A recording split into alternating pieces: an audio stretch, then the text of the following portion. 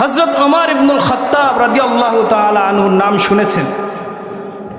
তিনি এমন একজন রাষ্ট্রপ্রধান ছিলেন, কোরআন দ্বারা রাষ্ট্র পরিচালনা করেছেন। তিনি একদিন তার রাষ্ট্রীয়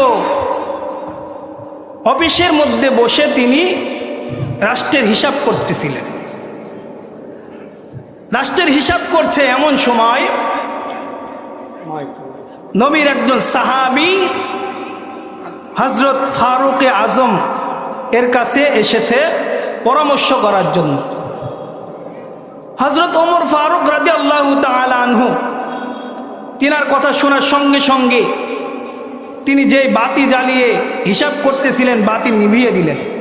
নবীর সাহাবী জিজ্ঞাসা করলো, খলিফাতুল মুসলিমিন, কারণ কি? আমি বসলাম, আপনি বাতি নিভিয়ে দিলেন। ওমর ইবনুল খাত্তাব রাদিয়াল্লাহু তাআলা আনহু বলে, দেখো ভাই, এই জায়গায় হিসাব করছি, রাষ্ট্রীয় সম্পদ আমি ব্যয় করে রাষ্ট্রের হিসাব করছি, কিন্তু তুমি যে আমার সাথে সাক্ষাৎ করার জন্য এসেছো, তোমার ব্যক্তিগত কাজ, আমার ব্যক্তিগত কাজ, এখানে আমি রাষ্ট্রীয় সম্পদ খরচ করতে চাই না।